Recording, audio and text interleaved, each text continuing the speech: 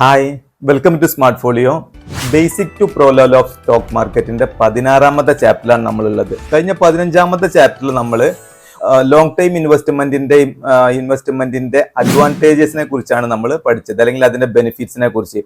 നമ്മൾ അതിന്റെ ഒരു ക്രിയേഷൻ ഓഫ് വെൽത്ത്, ഇതിൽ തന്നെ ഞാൻ ഒരു കാര്യമായിട്ടുള്ള ഒരു കാര്യം പറയാൻ വിട്ടുപോയി കേട്ടോ. കാരണം കോമ്പൗണ്ടിങ്, കാരണം ലോങ് ടൈം ഇൻവെസ്റ്റ്മെന്റിൽ നമുക്ക് വെൽത്ത് ക്രിയേറ്റ് ചെയ്യുന്നതിൽ ഏറ്റവും വലിയൊരു പങ്ക് വഹിക്കുന്നത് കോമ്പൗണ്ടിങ് ആണ്.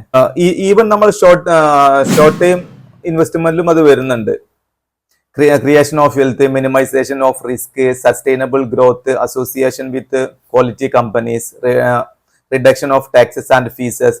ഇങ്ങനെ ഇത് തന്നെ നമ്മൾ ആ ഒരു ലോങ് ടൈം ഇൻവെസ്റ്റ്മെന്റിന് വളരെ കുറച്ച് ഫീച്ചേഴ്സ് മാത്രമേ നമ്മൾ പറഞ്ഞിട്ടുള്ളൂ. ഓക്കെ, ഇമ്പോർട്ടന്റ് ആയിട്ടുള്ള കുറച്ച് ഫീച്ചേഴ്സ് നമ്മൾ പറഞ്ഞു. ഇനി നമുക്ക് ഒരു ലോങ് ടൈം ഇൻവെസ്റ്റ്മെന്റ് ചെയ്യുന്നതിന് മുമ്പ്, അല്ലെങ്കിൽ ഒരു ലോങ് ടൈം ഇൻവെസ്റ്റ്മെന്റിന് ഒരു സ്റ്റോക്ക് നമ്മൾ ബൈ ചെയ്യുന്നതിന് മുമ്പ് നമ്മൾ ശ്രദ്ധിക്കേണ്ട കുറച്ച് കാര്യങ്ങളുണ്ട്. എന്തെല്ലാമാണ് ആ കാര്യങ്ങൾ എന്നുള്ളതാണ് നമ്മൾ ഈ വീഡിയോയിൽ നോക്കാൻ പോകുന്നത്. അതിനു മുമ്പ് ഈ വീഡിയോ നിങ്ങൾ കംപ്ലീറ്റ് ആയിട്ട് ആ സീരീസ് വൈസിൽ തന്നെ കംപ്ലീറ്റ് ആയിട്ട് കണ്ടിട്ടില്ല എന്നുണ്ടെങ്കിൽ നിങ്ങൾ ചാപ്റ്റർ 1 മുതൽ തന്നെ നിങ്ങൾ കാണണം. അത് കണ്ട് നിങ്ങൾക്ക് ആവശ്യമുള്ള നോട്ട്സ് കാര്യങ്ങളൊക്കെ എഴുതി വെച്ചിട്ട് ഈ ഒരു കാര്യങ്ങൾ, നമ്മൾ ഈ ഒരു വീഡിയോയിൽ പറഞ്ഞ കാര്യങ്ങളെല്ലാം ഒരു നോട്ട് ചെയ്ത് വെച്ച് ശരിക്കും പഠിക്കണം. ശരിക്കും പഠിച്ച് ഓരോ കാര്യങ്ങളും അതിൻ്റെതായ രൂപത്തിൽ തന്നെ ചെയ്യണം. ഫണ്ടമെന്റലി അനാലിസിസ് ആയാലും ടെക്നിക്കൽ അനാലിസിസ് ആയാലും ഒക്കെ തന്നെ അതിൻ്റെതായ രൂപത്തിൽ തന്നെ ചെയ്ത് നമ്മൾ നല്ല സ്റ്റോക്കിനെ പിക്ക് ചെയ്യുക എന്നുള്ളത് വളരെ ഇമ്പോർട്ടൻ്റ് ആണ് നമ്മുടെ ഇൻവെസ്റ്റ്മെന്റിന് വേണ്ടിയിട്ട്.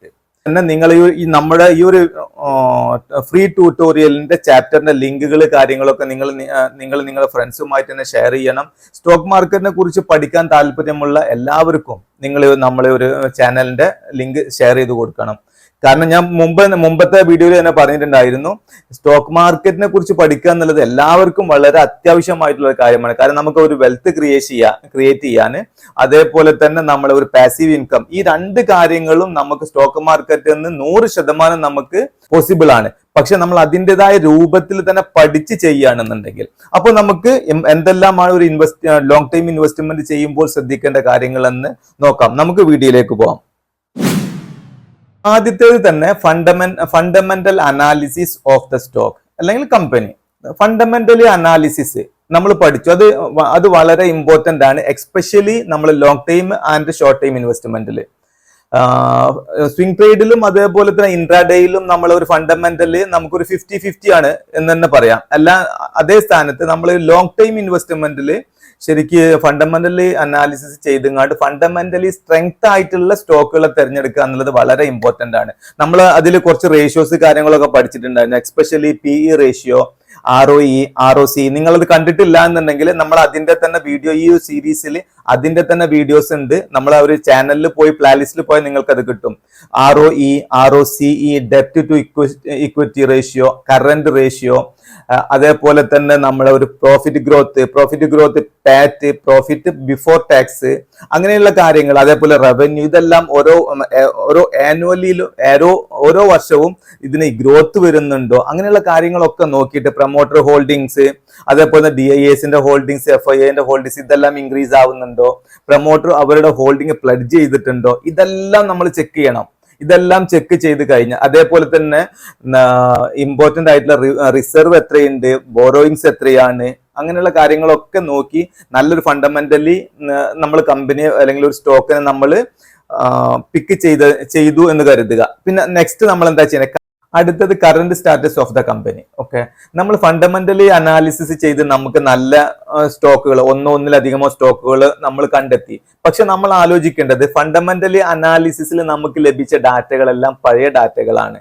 കാരണം അത് കഴിഞ്ഞ പാസ്റ്റ് ഡാറ്റകളാണ്. അതേ സ്ഥാനത്ത് ഇനി നമുക്ക് ഫ്യൂച്ചറിൽ ആ കമ്പനി എങ്ങനെയായിരിക്കും എന്നുള്ളതിന് വലുതായിട്ടൊന്നും നോക്കാൻ പറ്റിയില്ല എന്നുണ്ടെങ്കിലും ചെറിയൊരു വിശകലനം നമ്മൾ നടത്തണം. എങ്ങനെ? നമുക്ക് ആ കമ്പനിയുടെ ഓർഡർ ബുക്കിലോട്ട് പോകാം, കമ്പനിയുടെ സൈറ്റിൽ പോയി കമ്പനിയുടെ പുതിയ പ്രോഗ്രാംസ് എങ്ങനെയാണ്, പ്ലാനിങ്സ് എങ്ങനെയാണ്, അങ്ങനെയുള്ള കാര്യങ്ങളൊക്കെ നോക്കിയിട്ട് ഏകദേശം നമുക്ക് അതിനൊന്ന് വിലയിരുത്താൻ പറ്റും. അതും ഒരു വിലയിരുത്തുക എന്നുള്ളത് വളരെ നിർബന്ധമാണ്. പിന്നെ ഉള്ളത് അടുത്തത്, അതിനുശേഷം മൂന്നാമത്തെ പോയിന്റ് ആയിട്ട് വരുന്നതാണ് technical analysis to find price under value or over value. Technical analysis അത് നമ്മൾ ചാപ്റ്ററിൽ നമ്മൾ പഠിച്ചു കഴിഞ്ഞു. ടെക്നിക്കൽ അനാലിസിസ് ഈ ടെക്നിക്കൽ അനാലിസിസ് ചെയ്ത് കഴിഞ്ഞാൽ നമുക്ക് പ്രൈസ് ഇപ്പൊ എവിടെ നിൽക്കുന്നു എന്നുള്ളത് മനസ്സിലാക്കാൻ പറ്റും. അത് അണ്ടർ വാല്യൂ ആണോ, ഓവർ വാല്യൂ ആണോ, അതോ ഫയർ ലെവലിലാണോ ഉള്ളത് എന്നുള്ളത്. ഇപ്പം ഒരു പക്ഷെ നമ്മൾ ഈ സ്റ്റോക്ക് എല്ലാം ഫണ്ടമെന്റലി അടിപൊളിയായിട്ടുള്ള സ്റ്റോക്ക് നമ്മൾ പിക്ക് ചെയ്തു.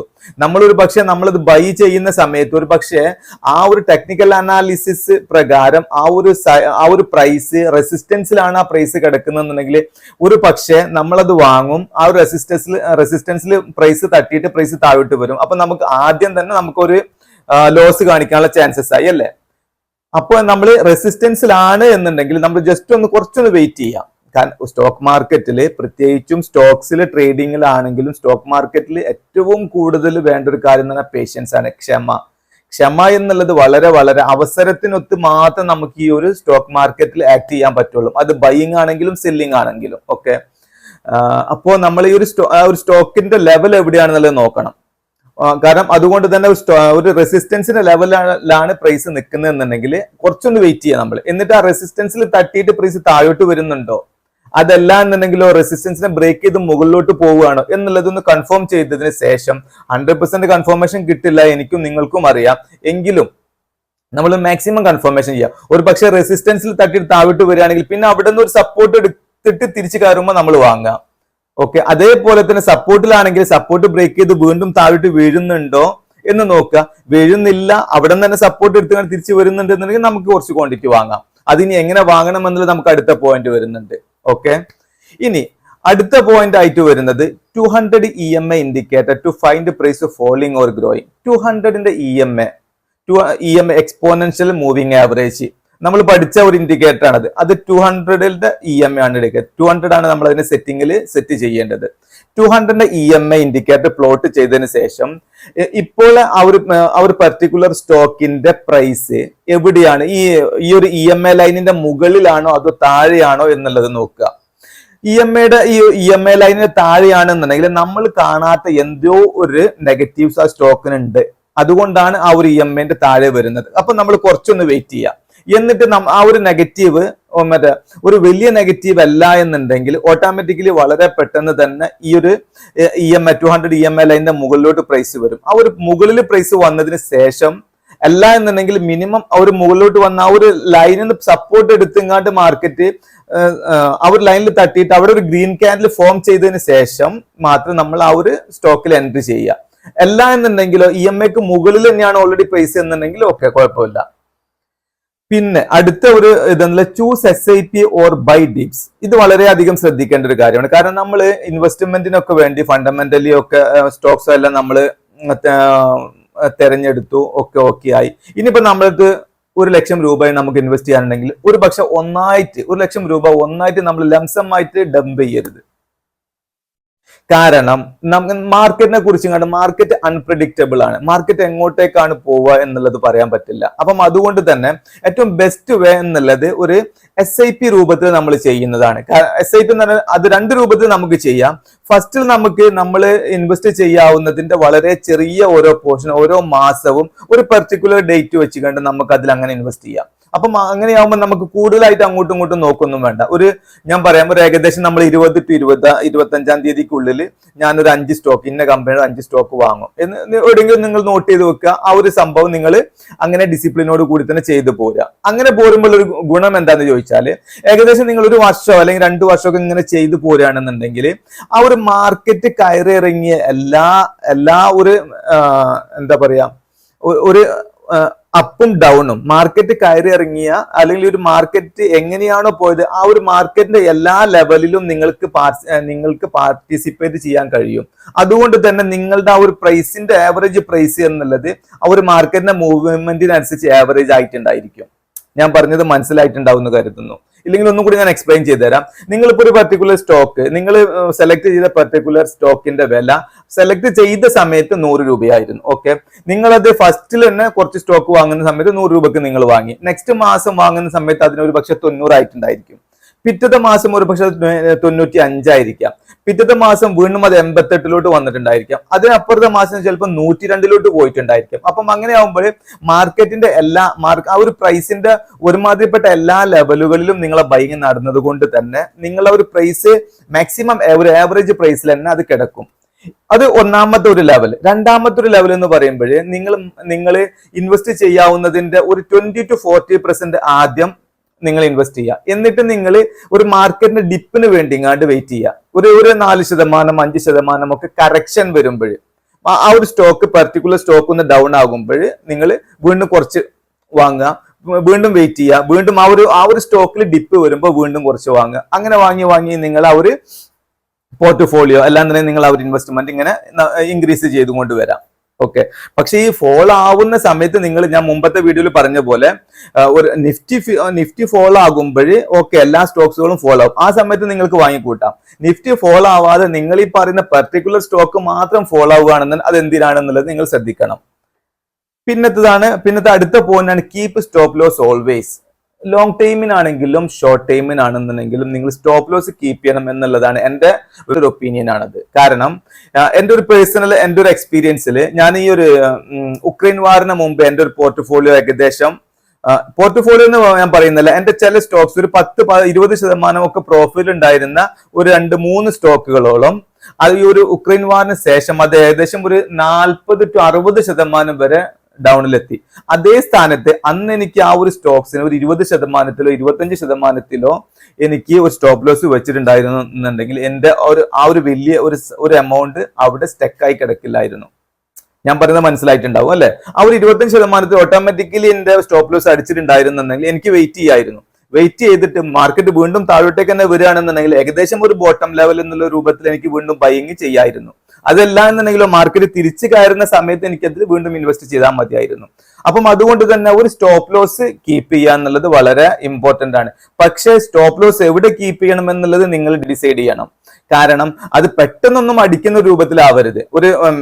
എൻ്റെ ഒരു അഭിപ്രായത്തിൽ ഒരു 20-25% താഴെ ആയിട്ട് വെക്കുന്നതാണ് ഏറ്റവും ബെറ്റർ. കാരണം അറിയാതെ ഏതെങ്കിലും രൂപത്തിൽ വലിയൊരു ഫോളൊക്കെ വരികയാണെന്നുണ്ടെങ്കിൽ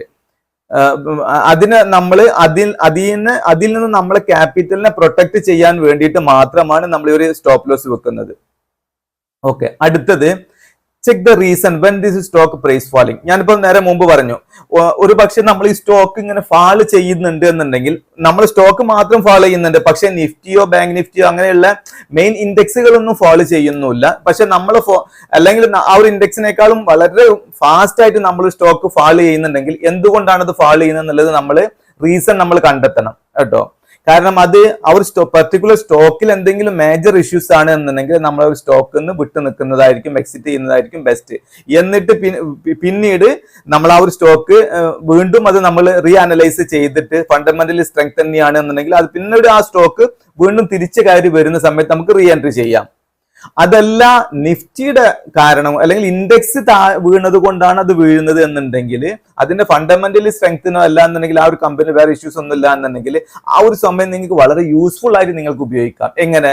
ആ ഒരു സമയത്ത് നിങ്ങൾക്ക് കുറച്ചും കൂടെ നിങ്ങൾക്ക് ആഡ് ചെയ്യാം നിങ്ങൾക്ക്. അപ്പം മുമ്പ് ഞാൻ പറഞ്ഞ പോലെ ഒരു 100 രൂപയുടെ ഒരു സ്റ്റോക്കിനെ മുമ്പ് നിങ്ങൾ 100 രൂപയ്ക്ക് വാങ്ങിയ സ്റ്റോക്ക് 80-നും 70-നും 60-നും ഒക്കെ വരുന്ന സമയത്ത് നമുക്കത് വാങ്ങാം. അപ്പൊ നമുക്ക് അതിന് മുമ്പ് വാങ്ങിയതിനെ വെച്ചിങ്ങനെ നോക്കുമ്പോൾ നമുക്ക് ക്വാണ്ടിറ്റി കൂടുതലായിട്ട് കിട്ടും. ഞാൻ പറഞ്ഞത് മനസ്സിലായിട്ടുണ്ടാവുന്ന കരുതുന്നു. പിന്നെ അതേപോലെ അടുത്തൊരു പോയിന്റ് ആണ് ഡൈവേഴ്സിഫൈഡ് പോർട്ട്ഫോളിയോ. നമ്മളെ പോർട്ട്ഫോളിയോ എന്ന് പറഞ്ഞാൽ ചുരുക്കി പറയാം, പോർട്ട്ഫോളിയോ എന്ന് പറയാൻ നമ്മളെ ഒരു ഇൻവെസ്റ്റ്മെന്റിന്റെ ആകെയുള്ള നമ്മുടെ ഇൻവെസ്റ്റ്മെന്റുകളെയാണ് നമ്മൾ ഈ പോർട്ട്ഫോളിയോ എന്ന് പറയുന്നത്. ഒരു വ്യക്തിയുടെ ഒരു പോർട്ട്ഫോളിയോ എന്ന് പറയുന്നത് അതിൽ റിയൽ എസ്റ്റേറ്റായിട്ട് ബന്ധപ്പെട്ട കാര്യങ്ങൾ ഉണ്ടായിരിക്കും, ലാൻഡ് ഉണ്ടായിരിക്കും, ബിൽഡിങ്സ് ഉണ്ടായിരിക്കും, FD ഉണ്ടായിരിക്കും, ബോൺസിലുള്ള ഇൻവെസ്റ്റ്മെന്റ് ഉണ്ടായിരിക്കും, സ്റ്റോക്കിലുള്ള ഇൻവെസ്റ്റ്മെന്റുകൾ ഉണ്ടായിരിക്കും, ഗോൾഡ് ഉണ്ടായിരിക്കും, സിൽവർ ഉണ്ടായിരിക്കും, അല്ലെങ്കിൽ സിൽവർ ഇല്ലാന്ന് ഗോൾഡ് എന്തായാലും ഉണ്ടായിരിക്കും. അപ്പം ഇതിന്റെ മൊത്തത്തിൽ പറയുന്ന പേരാണ് ഈ പോർട്ട്ഫോളിയോ. കാരണം എന്തുകൊണ്ടാണ് നമ്മൾ ഇങ്ങനെ പലതിലും ആയിട്ട് ഇൻവെസ്റ്റ് ചെയ്യുന്നത്? എന്തെങ്കിലും ഒരു പ്രശ്നം ഉണ്ടെന്നുണ്ടെങ്കിൽ നമ്മളെ ഇൻവെസ്റ്റ്മെന്റിനെ ബാലൻസ് ചെയ്യാൻ വേണ്ടിയിട്ട് അല്ലെ? ഇതേ സെയിം തന്നെയാണ് നമ്മൾ സ്റ്റോക്സിലും. അപ്പോൾ അതുകൊണ്ട് തന്നെ നമ്മൾ ആ ഒരു ഇൻവെസ്റ്റ്മെന്റ് നമ്മൾക്ക് ഡൈവേഴ്സിഫൈഡ് ആയിട്ട് തന്നെ നമ്മൾ നിക്ഷേപിക്കണം. ഓക്കെ, അപ്പം അത് എങ്ങനെ നിക്ഷേപിക്കണം, അതിന്റെ റേഷ്യോ എങ്ങനെയാണ്, അങ്ങനെയുള്ള കാര്യങ്ങളൊക്കെ നമുക്ക് അടുത്ത വീഡിയോയിൽ പറയാം. അത് ഈ വീഡിയോയിലും കൂടെ പറയാൻ നിൽക്കുകയാണെങ്കിൽ ഈ വീഡിയോ ഒരുപാട് ലെങ്തി ആയിരിക്കും.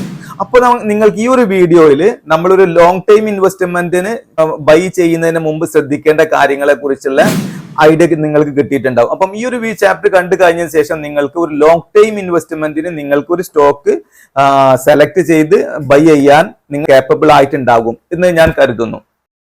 ഈ വീഡിയോയിൽ പറഞ്ഞ കാര്യങ്ങൾ നിങ്ങൾക്ക് മനസ്സിലായിട്ടുണ്ടാവും എന്ന് കരുതുന്നു. അപ്പോൾ ഈ വീഡിയോ ഞാനിവിടെ വൈൻഡപ്പ് ചെയ്യാണ്. This is VM Rafiq signing off.